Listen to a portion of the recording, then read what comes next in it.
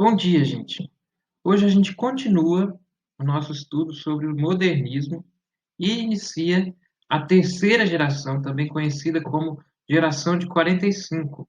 Então, essa geração nasceu aí mais ou menos na década de 20 e viveu a adolescência ou a juventude durante o pós-guerra, né? Durante a década de 40. Por isso é chamada de geração de 45. E a Clarice Lispector, a autora sobre a qual nós vamos nos debruçar hoje, sobre a qual nós vamos estudar hoje, foi amplamente afetada pelos eventos políticos, porque ela própria era judia e a sua família veio para o Brasil da antiga União Soviética, né? Então, ela veio para o Nordeste e depois se mudou para o Rio de Janeiro e lá estudou jornalismo na sua adolescência. Desde criança, desde adolescente, ela se dedica a, às letras. Ela é uma mulher extremamente apaixonada pela literatura e publica o seu primeiro romance ainda com 23 anos. O que a gente vai conseguir fazer com os nossos 23 anos? Ela já tinha publicado seu primeiro romance, que foi imediatamente reconhecido pela crítica como um romance muito bom, de grande qualidade. E o Antônio Cândido, um dos maiores críticos brasileiros, já reconheceu nesse romance talvez não ainda um dos mais originais, mas ele reconhece o potencial para a grande originalidade, talvez um dos maiores autores no quesito, em certos quesitos brasileiros. Então ele reconhece ali na jovem Clarice Lispector, uma grande autora que estava se formando, né? E então a sua carreira literária estreia com esse grande sucesso. Sua obra, então, se dedica sobre a descoberta da vida e o mistério que nos cerca. Gente, esses modernistas são o que deram à literatura brasileira a sua grande qualidade e a qualidade inigualável no restante do mundo. A gente tem um certo complexo de vira-lata, né? De que ser brasileiro é algo secundário na política mundial, em tudo, na vida. Mas se a gente pegar a literatura brasileira, pessoal, não existe nada melhor no mundo. A literatura brasileira é assim, não tem tantos autores, mas os autores que tem são muito bons. E Clarice Lispector está entre os melhores. Bom, e sua obra se dedica, então, sobre a descoberta da vida e o mistério que cerca a nossa vida. Vocês vão ver, se vocês se dedicarem à obra dela, que é muito comum, tanto nos contos quanto nos romances, um momento de epifania, em que a pessoa, geralmente uma protagonista feminina, descobre de repente, por algum acontecimento, às vezes um acontecimento leviano, ela descobre a si mesma e começa a explorar as possibilidades da existência a partir daquele momento e dá uma reforma completa na sua percepção do mundo a partir daquele momento. E ela faz isso com personagens crianças, com personagens adultas e, como a gente vai ver no conto de hoje, até mesmo com personagens chegando ao final da vida, personagens muito idosas. Para alcançar esses dois temas, a descoberta da vida e o mistério que nos cerca, que na verdade são um tema só, ela leva a linguagem aos seus extremos, aos seus limites de expressão. Isso é uma das coisas que a torna uma modernista, né? Porque o modernismo é, como eu disse na primeira aula, esse movimento muito autoconsciente, esse movimento que tenta refletir sobre a natureza da linguagem, que é propriamente o material da arte. Bom, o conto, então, que a gente vai analisar, conto selecionado pelo passo 3, que eu sei está um pouco distante, mas depois vocês podem rever esse vídeo quando se aproximar, quando for necessário para vocês. O passo 3, então, selecionou Viagem a Petrópolis. Petrópolis, então, é uma cidade no Rio de Janeiro, esse conto foi publicado originalmente em A Legião Estrangeira, um livro de contos, em 1964. Portanto, já faz parte da obra mais madura de Clarice Lispector. Ela tinha aí 44 anos, né? E, como eu disse, o tema comum é a descoberta da vida. E acontece aí com a personagem velhinha chamada Mocinha, ironicamente. O nome dela mesmo, de batismo, é Margarida, mas ela se chama de Mocinha, um apelido carinhoso que ela se apresenta, usa para se apresentar a todo mundo. Bom, essa velhinha, agora vamos pausar. Se você ainda não leu o conto, eu sugiro que você volte, leia com calma. É um conto muito gostoso de ler. Triste, mas, mas muito bom. Pause aí, leia e depois você volta, tá bom?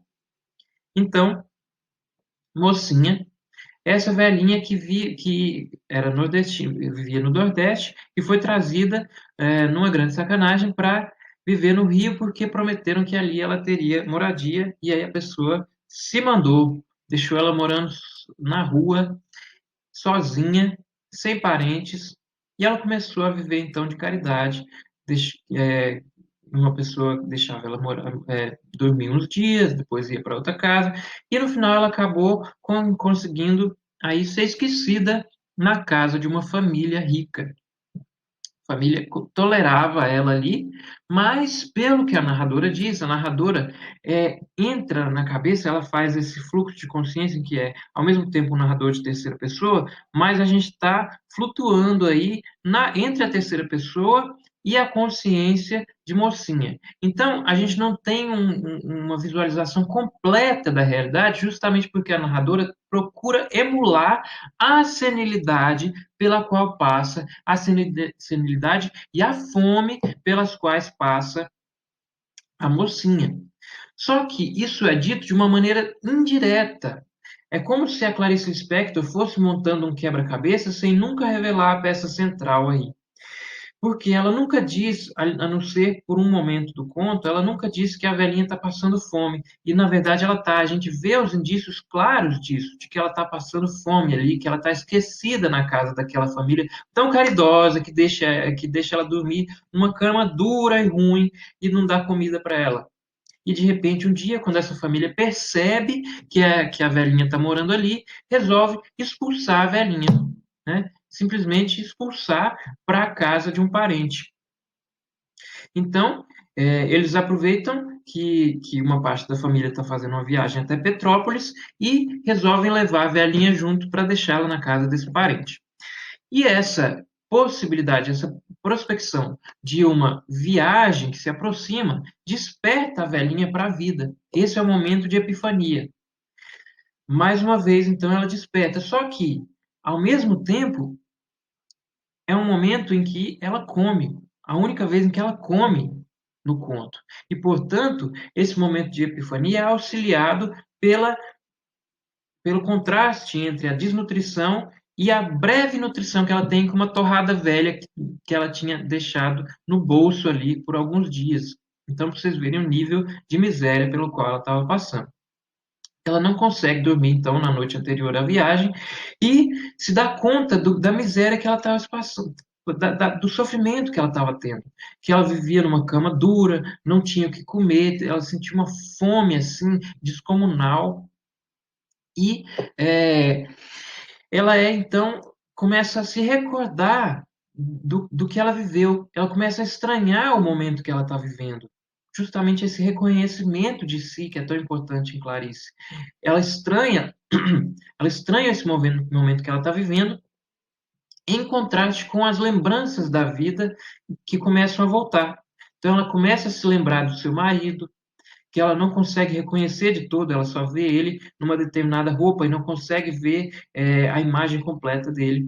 Ela lembra de como o seu filho morreu, ela lembra da sua filha que também morreu, e ela vai lembrando do sofrimento que ela teve ao longo da vida, mas é com uma certa indiferença, é como se aquilo fosse um pouco distante, ela não sente saudade daquelas pessoas são muito distantes na memória. Então, a consciência dela é essa coisa flutuante, que a gente acompanha por meio dessa narradora, que faz esse fluxo de consciência que nos traz e nos leva da consciência dela, certo?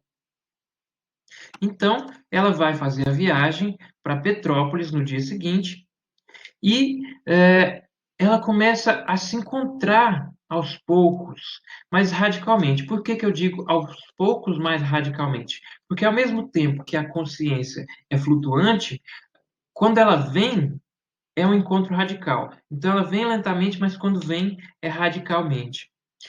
E essa experiência, e de onde vem a epifania desse conto? A epifania, que é um momento tão central na poética de Clarice Lispector.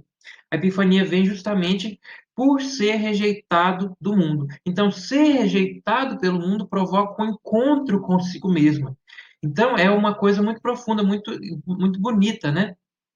A rejeição do mundo provoca o reconhecimento de si mesmo. E a fome, a senilidade provocam isso.